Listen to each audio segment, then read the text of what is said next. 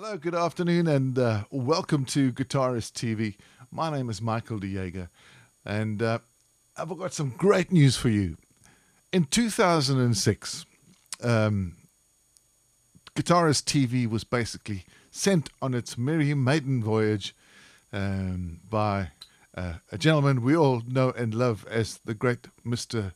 Joe Satriani, maestro of guitar of note, and probably the greatest guitar player on the planet right now. But on that same gig was another guitar player who was supporting Mr. Satriani on that fresh, wintry morning of June 2006 at the Birmingham Symphony Hall, and his name was Johnny A. And now we were lucky enough to catch up with Johnny, and he was interviewed, but the footage kind of just disappeared. I never got around to putting it out there and all that. Anyway, I have found it, and it is, I have it here. And so I'm going to show it to you because it's absolutely phenomenal. He's a phenomenal guitar player. Wonderful. He plays a beautiful Gibson, and he's such a lovely guy, and I really think that you need to watch this video from start to finish, and the interview. It's only 15 minutes long, the interview, but the interview is conducted by my dear friend, Mr. Peter Caldwell, who is a fabulous guitarist in his own right. Anyway, so without further ado, ladies and gentlemen, Mr. Johnny A.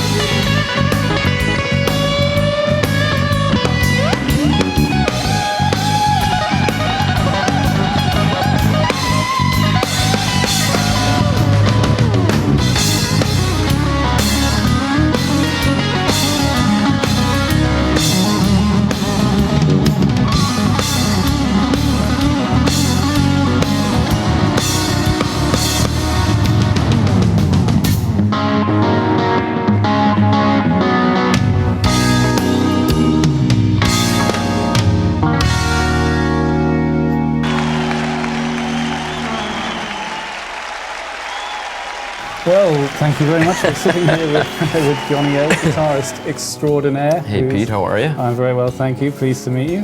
My pleasure. Johnny A is playing here tonight in Birmingham's Symphony Hall, supporting Joe Satriani Band. Johnny from Boston originally. Boston, Massachusetts. Boston, Massachusetts, no less. And tell us a little bit about how you started the guitar. I was a drummer first when I was really young, around age 6 or so, and played for about 6 years and got very frustrated with the fact that I had always heard a lot of melody in my head, and drums being a percussive instrument, not necessarily a melodic instrument, was frustrating for me, so I just gravitated towards the guitar, and it actually came more natural to me than the drums did. Drums I took lessons, guitar I never took lessons. Like Edward Van Halen, did you have a brother who did it the other way around?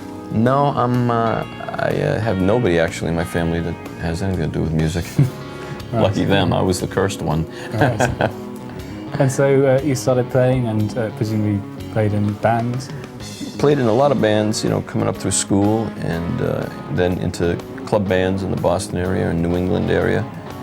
And then these were my own bands, and where I wrote music, and not getting too successful with it, just kind of only being able to reach a certain plateau, I ventured off into the sideman way and played with some notable people like Mingo Lewis, who was the percussionist for Carlos Santana and John McLaughlin, and he also was with Chick Corea in the very early Return to Forever. Then along came Bobby Whitlock, who was the keyboard player, with Delaney and Bonnie, and Eric Clapton with Derek and the Dominoes, and he worked on the All Things Must Pass album with George Harrison. And then most recently, before this instrumental project, I was with a gentleman by the name of Peter Wolf, who was of the band, the Jay Giles Band fame. And I worked with Peter for about 6 or 7 years, co-produced an album with him in 1996, the Long Line album on Warner Brothers, and then played on a follow-up album, and then he just kind of stopped touring, and I was out of work. So I was trying to decide what my next move was going to be, and I just kind of gravitated to instrumental, because I'm not a very good singer, and you know, I found that, you know, it's usually the person that delivers the melody, whether it's on an instrument or vocally, that is the one that seems to be the sound of the band or the project or whatever. So rather than invest all my eggs in some singer's basket and then them leave and I'm left with useless tapes and useless photographs and useless everything, I just decided to try to develop my guitar voice a little bit more as a leading the melodic way, as opposed to just being the guitar player that would play in the band, and when the singer stops singing, you do your little bit and then step back. But you know, and it was really meant to be survival at the time, just to work and make money and feed my family, and one thing led to another, and I made this little album, this local record, my first CD, sometime Tuesday morning, and it started to do really well regionally and on the radio locally, and then again regionally, and picked up a lot of steam, and sold about 9,000 copies out of the trunk of my car. And then along came Steve Vai, who heard of the record and was starting to get some notice, and he offered me a distribution deal where he would license my record and put it out internationally for me. On Favored Nations. Yeah, on Favored Nations, and it sold really well. We've, I think, in excess of, you know, for an independent release, like an artist like myself on a small label like that, I think that record is over 90,000 copies, I think. And then he subsequently signed me to another recording contract, which my second CD, which came out about 1.5 years ago, I guess. It's called Get Inside. Okay. And that's on Favored Nations as well. And that's been doing pretty good too. So do you get that through the Steve Vai website? You can get that through my website, you can get it through Amazon.com, you can get it, if the local stores still stock it, you can get it there, or through the Favored Nations website, or at my gig tonight. Okay. And so you talk about the way your music developed. From what we just heard, it sounds very lyrical, very jazzy, very unique. And is that what you were always playing, or have you developed that just recently? You know, I'm really just a big fan of anything that's good. I don't really, I mean, when you hear my albums, you'll see that the first album that I made it on a lark. as a celebration of all my influences and just trying to be really true to what I believed in as a musician, and just throwing fate to the wind and saying, hey, I'm just going to do this, and it's probably never going to sell a copy. You know, maybe my mother might buy a couple copies and give them to her friends, but it was just meant to be really honest, so at the end of the day, when I'm long gone, my daughter can say, hey, this was my dad, you know, and this was really what he was about. And I was fortunate enough to have the diversity work in my favor. So, you know, all my influences, whether they be Chet Atkins or Jeff Beck or Kenny Burrell or Pat Martino or Wes Montgomery or Jimi Hendrix or Les Paul or any of these guys, I'm able to now continue to make diverse records like that because the first one kind of clicked, so people expect that from me now. But, you know, I'm also a big fan of, it's mostly songs, and the guitarists that I like are usually guitarists that play with a song, with delivering the melody of a song.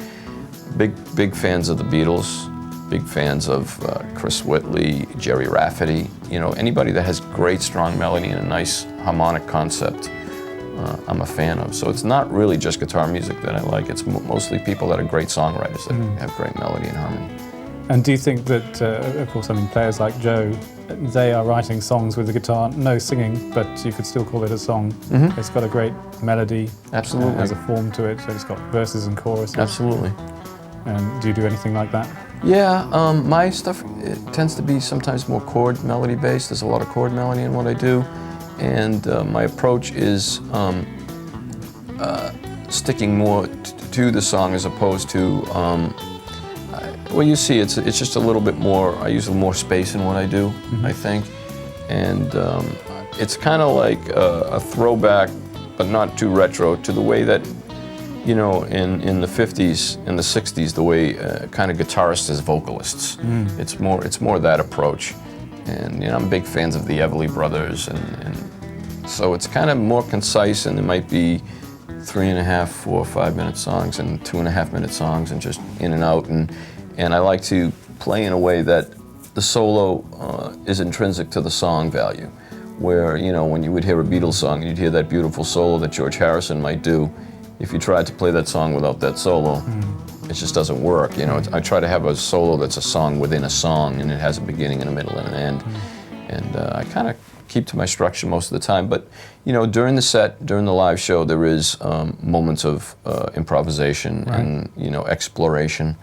Okay, so would you be able to share with us some of the things that you like to play, as maybe some difficult licks or anything which you've mastered recently which you think you can show us? Well, I don't know what's difficult. I don't really necessarily go to play something and search for something that would be difficult. I just go for something where I might hear the melody in my head and try to arrange it and do chord substitutions. Like I recorded a song by Jimmy Webb, Wichita Lineman. I don't know if you're familiar with it. It was a Glenn Campbell hit. Okay. You know, it was,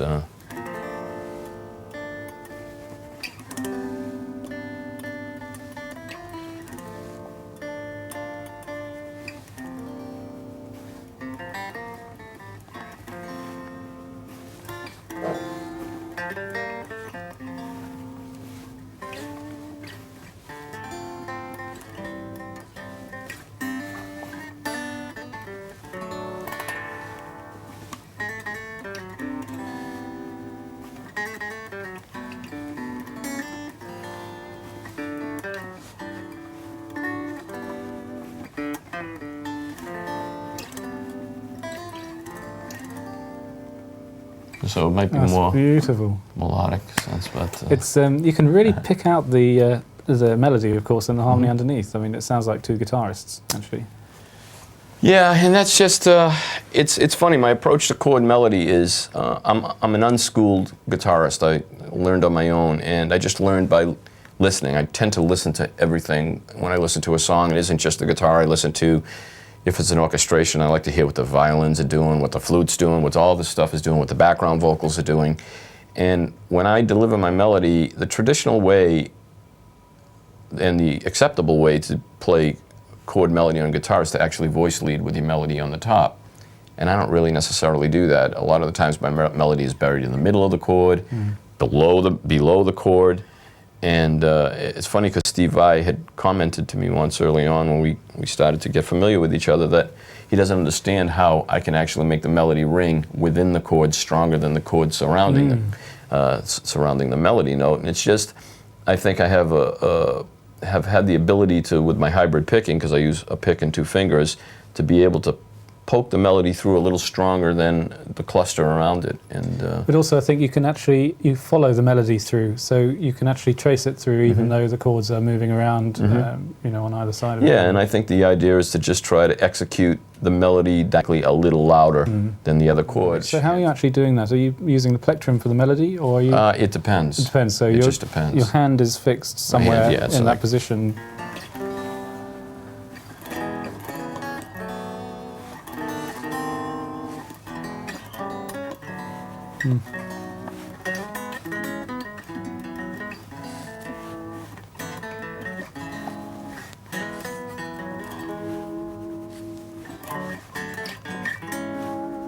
So, and it isn't necessarily always playing a full chord, and it isn't always necessarily playing always the root of the chord. I have a bass player that can play the root, so I might try to find the most interesting. Like that might be a D7th right there, but I don't have a D in the chord at all. So we're using the, what, the 3rd, is the 7th, the 5, the 3, the 1 isn't even in it. There. Yeah, so it's implying it, really. This is what you're playing now. Do you see you're going in a certain direction, musically? You know, I don't really know. I just am very instinctual and just, I kind of shoot from the hip all the time, and it's what seems to be hitting me at the time. I mean, I have I'm of Middle Eastern ethnicity. I'm Greek, so I really love the sounds of doombegs and ouds and zills and that type of a rhythm section. So I kind of had in my mind wanting to do some kind of a thing where my guitar was framed more with Middle Eastern percussion and instrumentation. And so, your songs, I mean, are they from, how do they work? How do you write a song? Is it something which you, from the heart, or something you've witnessed which you want to put down in music, or what? Yeah, it's usually, you know, I'm pretty emotional. I'm not really, like I told you earlier, I'm not really a studied player, and I don't really go necessarily try to find the perfect technique to do something, or even the correct technique to do something. And when I write, usually start with a melody. This is the first time I've ever done instrumental music, so all my songwriting previous to this has been with lyrics. So when I write for instrumental, I still basically write songs like someone would be singing them. I don't usually come from a riff standpoint, I come from a melody like someone would sing it. Okay. And so, right, and after this tour, what have you got planned? We do a live album in July, or as soon as we get off the plane in Boston, we have a gig that day. So we'll go straight from the plane to the van to the venue, and then we have a few days off, and we have a live album in the first week of July that we record. We looking at, been offered some dates with Eric Johnson. That I think we've played with Eric before, fabulous player. Consider him a friend now. And we go to Japan in July to do the Fuji Rock Festival. And then I was offered some dates with Peter Frampton. So just more road. Yeah, absolutely. So live albums coming out of it? Well, we'll try to get that done, and hopefully at least a soft release by Christmas, and get it distributed out maybe the first quarter of '07. And then we'll try to get a studio album right away. We also have a DVD that Warner Brothers just got absorbed by Alfred Publishing. They did my instructional DVD. Okay. And actually they did a very, very nice job on that. It's called Taste, Tone, Space. You can get that through my website, which is johnnya.com. Shameless plug, folks. But things are going pretty good. I can't complain. Excellent. Well, it was very nice to talk to you. Oh, nice to meet you, Pete. Thank you so much for coming here. Thank you so much. And we look forward to the concert. Great. And see you after the show. Will do. Okay. Other people. But I wrote a song on my first CD, the Sometime Tuesday Morning CD, in tribute to Chet. We'd like to do that for you. It's called Tex Critter.